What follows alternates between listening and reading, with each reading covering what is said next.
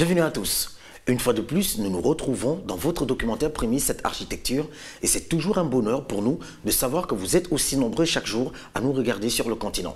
Nous ne manquerons pas à la tradition hebdomadaire qui est celle de vous poser une question avant et après le documentaire et dont vous pouvez répondre en envoyant 7A suivi de votre réponse au 8877 pour ceux ou celles qui nous regardent au Gabon. À la clé, un magnifique écran plasma vous attend. Voici la question de la semaine. De quel architecte parle-t-on dans ce documentaire? A. Diébedo Francis Kéré. B. David Adjaye Obé. C. Georges Sébastien. Alors, tout au long de son histoire, la Tunisie s'est imprégnée de multiples influences. C'est la raison pour laquelle les maisons de Tunisie sont si différentes les unes des autres. Depuis les années 30, quelques précurseurs visionnaires ont déclenché des phénomènes de mode qui ont bouleversé la physionomie des maisons. Le plus célèbre d'entre eux a vécu à Hammamet. Il s'appelait Georges Sébastien. La suite, c'est juste derrière. Tout au long de son histoire, la Tunisie s'est imprégnée de multiples influences.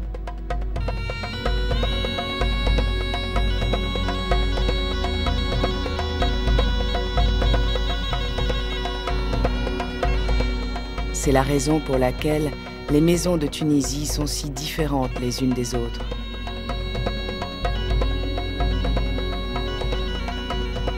Depuis les années 30, quelques précurseurs visionnaires ont déclenché des phénomènes de mode qui ont bouleversé la physionomie des maisons.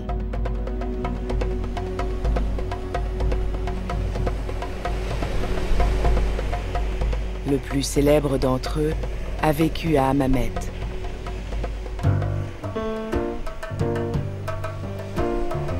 Il s'appelait Georges Sébastien.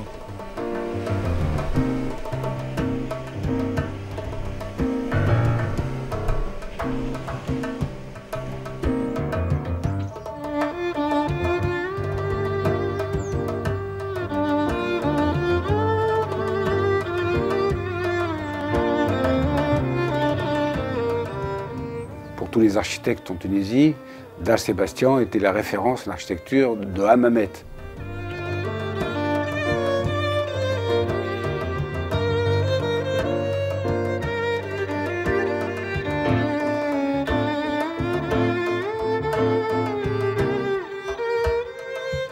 La maison Sébastien, elle est particulière par sa volumétrie, l'utilisation des voûtes, des arcs, des colonnes.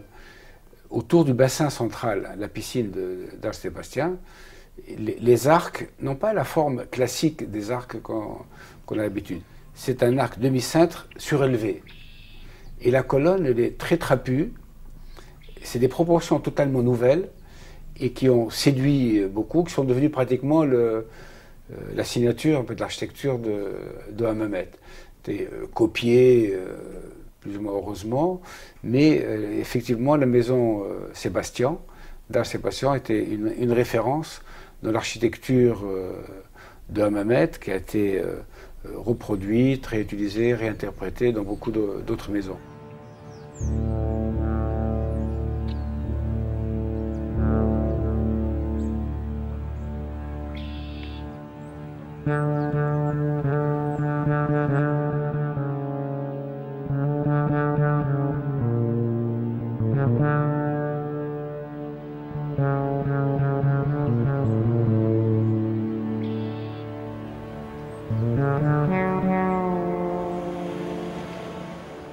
L'influence de Georges Sébastien se retrouve encore aujourd'hui dans la plupart des maisons de Hammamet. Son initiative a libéré la créativité décorative de ses habitants.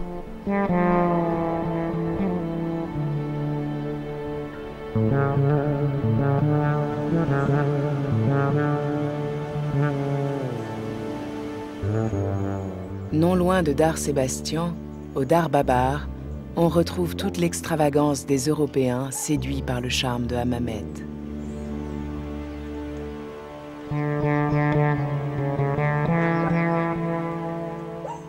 C'est au bout d'un chemin long d'une centaine de mètres que l'on arrive à la maison.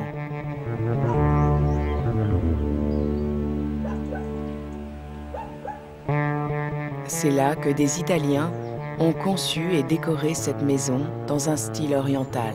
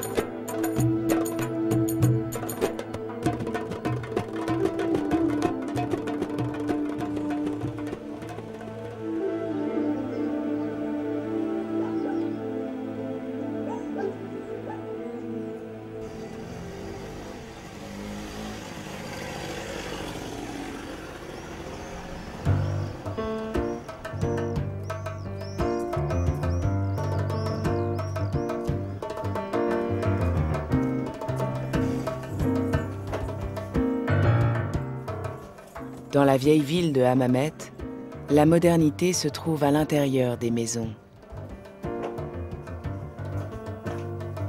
Le charme envoûtant de la Médina a attiré de nombreux Européens.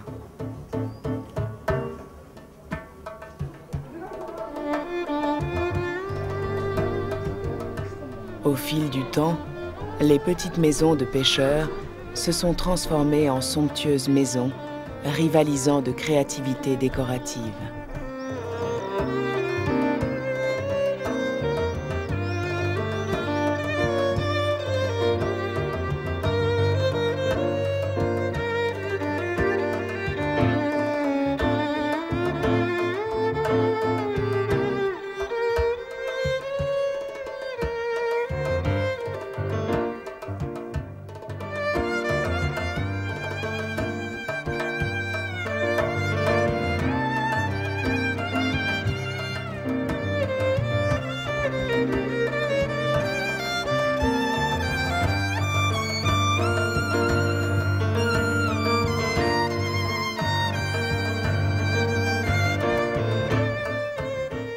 Dar Mansour a une belle particularité dans la mesure où c'est une petite maison qui a gardé ses proportions de maison de Médina. Et effectivement, on passe d'un étage à un autre par des escaliers.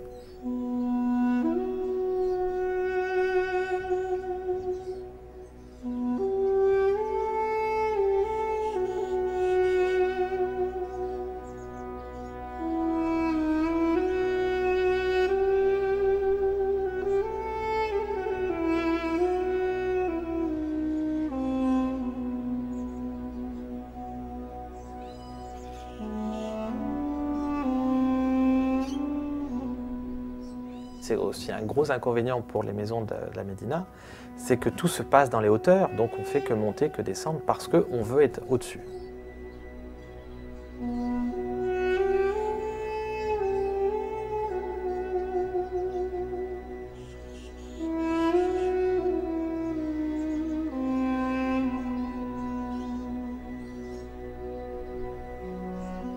Le Dar Mansour était composé de 2 petites maisons traditionnelles.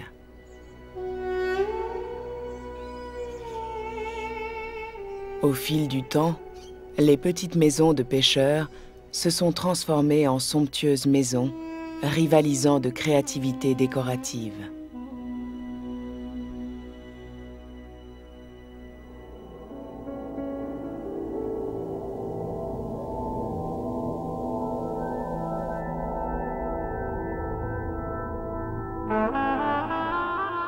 Dar Mansour est une maison charmante qui est très bien décorée, qui a beaucoup essayé de donner une influence aussi arabe, tout en gardant ces petites proportions qui lui confèrent justement ce charme inouï de passer d'un endroit à un autre en faisant des pièces cosy, chaleureuses et agréables.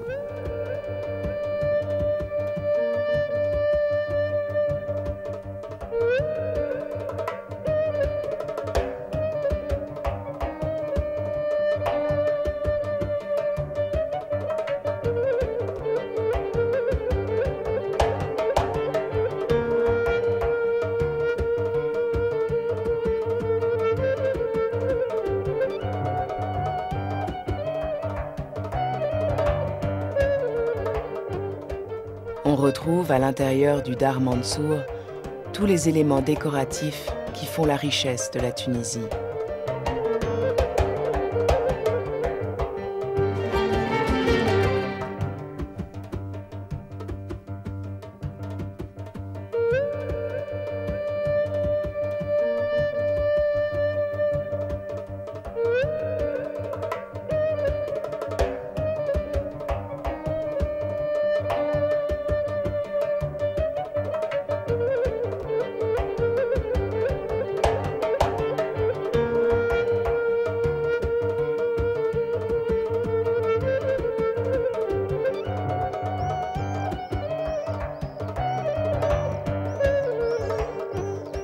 La terrasse se compose de plusieurs niveaux, ce qui donne l'impression de baigner dans la verdure.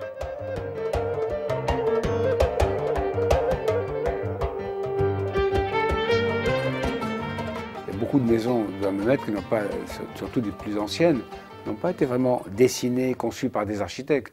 C'était dessiné par des maîtres maçons. C'est comme les maisons des pêcheurs sur le fort de Hammamet, qui ont été achetées pas mal par des étrangers et transformées pour avoir de belles terrasses qui profitent de la vue sur mer, pour avoir des espaces agencés différemment. Mais toutes ces transformations étaient faites par des artisans, des maçons de Hammamet, qui sont devenus spécialisés dans la construction des voûtes, des coupoles et des arcs, et qui ont aussi le sens de l'échelle des choses. Ce n'est jamais trop petit, c'est jamais trop grand, c'est des espaces de convivialité, ce sont des espaces, et ils connaissent aussi la matière, et ce mariage entre quelques amoureux tunisiens ou étrangers de Hammamet avec quelques artisans locaux et quelques maîtres maçons a fait qu'il y a à Hammamet aujourd'hui énormément de maisons de très grande qualité et vraiment très, très belles.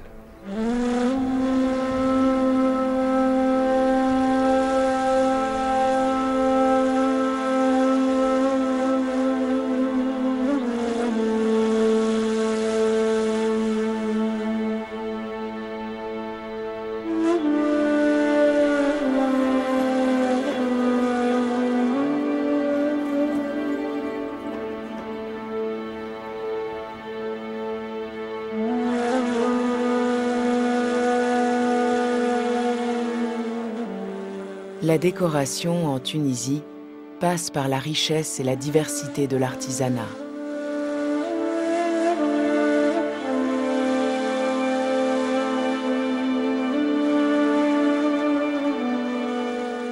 Depuis 2005, Salah Sfar tente de bousculer les conventions en revigorant l'artisanat tunisien. Malheureusement, depuis un peu les années 70, l'artisanat tunisien n'est plus aussi riche qu'il ne l'était. Et on avait envie justement de changer cette image-là et de présenter autre chose.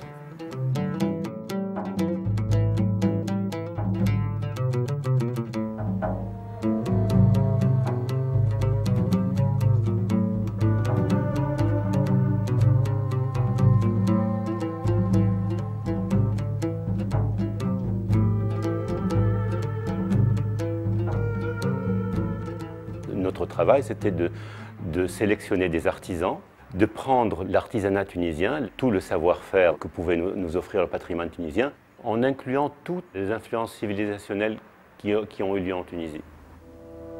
Lorsqu'on parle de civilisation, ça peut être romain, ça peut être l'Empire ottoman, ça peut être l'Andalousie. C'est toute une histoire qui s'est juxtaposée et qui a fait ce qui a existé en Tunisie. Notre travail, c'était un petit peu de tirer tout ce qui a été un petit peu enfoui, un peu oublié, et de le remettre au goût du jour et de le traduire vers un langage plus moderne.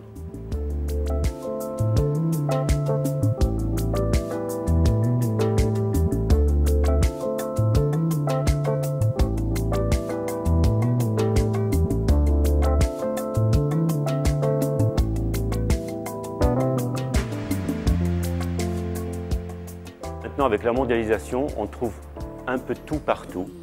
Ce qui est intéressant, c'est créer un univers, une harmonie, où tout coexisterait avec tout. Il y aurait le siège design à côté d'un tapis de haute laine tunisien avec des couleurs intéressantes. C'est ça qui nous importe et qui nous intéresse dans notre démarche. On a aussi eu envie de toucher le bois. La Tunisie est un pays aussi de forêt. Et donc, on avait envie aussi de créer à partir des formes anciennes, à partir justement de tous ces bois que nous avons. On voulait surtout faire un travail plus particulier sur le bois de palmier, justement parce que le bois de palmier est un bois nouveau, que peu de gens travaillent, et qui est un bois très intéressant, qui peut être malléable, à qui on peut donner des formes, et qui, est, une fois sec, est un bois très dur.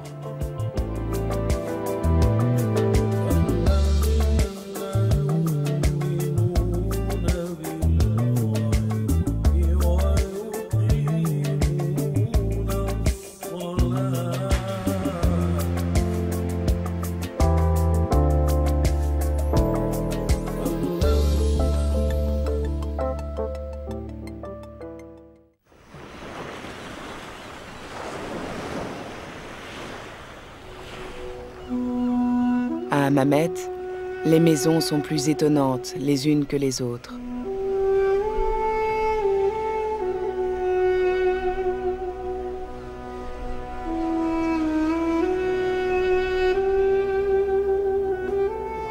Difficile de ne pas être intrigué par la beauté des portes cloutées et de résister à l'envie de voir ce qu'elles cachent.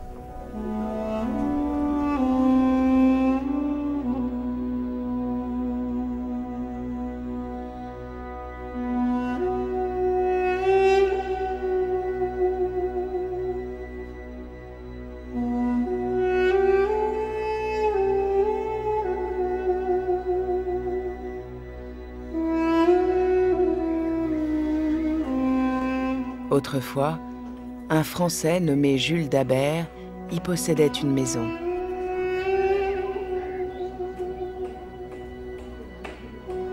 À l'entrée, il décida de placer une sépulture romaine trouvée en Tunisie, indiquant en latin « Ils ont fait des dons au Fils et à la Mère pour que Jules repose en paix ».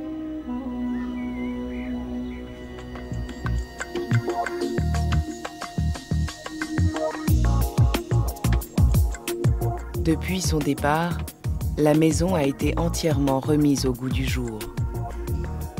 Dès l'entrée, la salle à manger impressionne par son audacieux mélange d'influences. Moi, j'aime particulièrement les mélanges d'objets. Les colonnes de la salle à manger sont des colonnes romaines.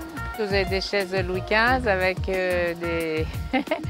des carreaux 17e et des boules qui sont égyptiennes.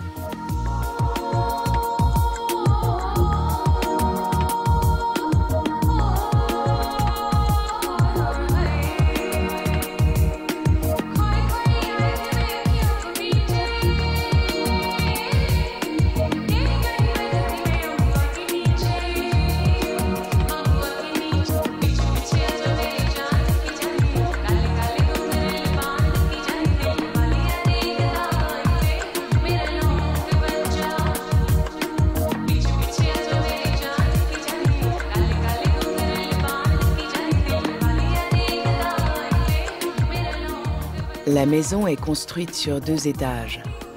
Au premier, un agréable salon s'ouvre sur une immense baie vitrée, donnant directement sur la baie de Hammamet.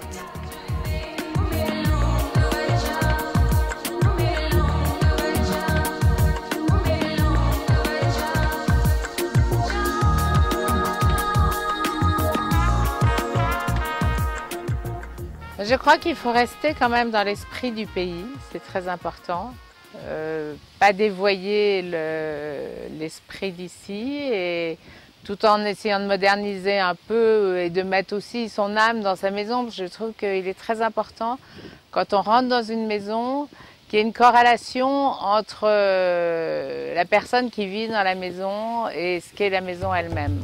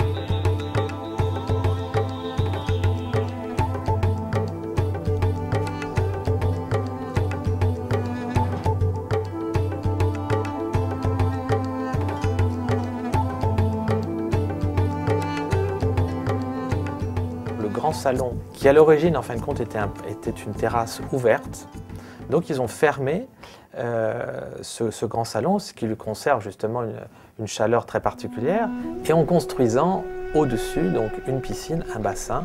Et ce qui est très sympathique et très agréable dans cette maison, c'est qu'on se baigne face à la mer.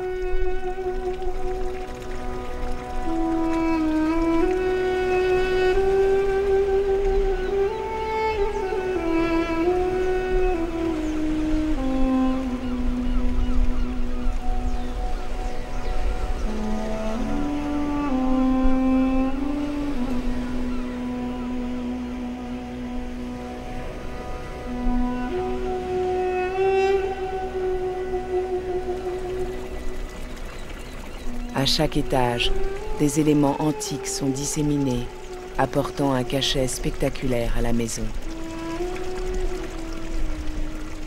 Tous les objets d'origine romaine antique, que ce soit des colonnes, que ce soit des chapiteaux corinthiens, que ce soit effectivement des stèles, apparaissent très facilement dans les maisons parce qu'il y en a beaucoup, il y en a énormément. Et c'est vrai que dans un espace qui est pur, qui est très blanc, qui est face à la mer, les pierres anciennes ont une place obligatoirement. C'est une habitude et une tradition qui a beaucoup été développée par les premiers Européens installés, mais avec des objets tout en les laissant très ouverts sur la mer. C'est-à-dire que c'est des objets qui doivent vivre et qui peuvent vivre aussi en extérieur. Ce sont des objets qui s'insèrent très très bien dans cette architecture moderne. C'est vrai que c'est aussi un moyen de les remettre en valeur, leur redonner une nouvelle raison d'existence, plutôt que de laisser des pièces ou des pierres à l'abandon.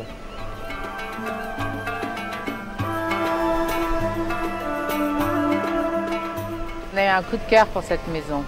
C'est pas spécialement la forme de la maison, mais c'est l'attrait de la mer et des objets qui étaient déjà dans la maison. Et moi, je sais pas, quand je suis ici, je me sens bien, voilà.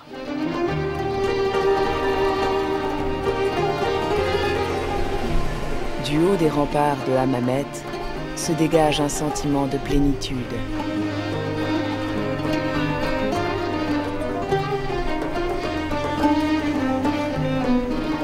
Face à la mer, le charme de la Tunisie est saisissant.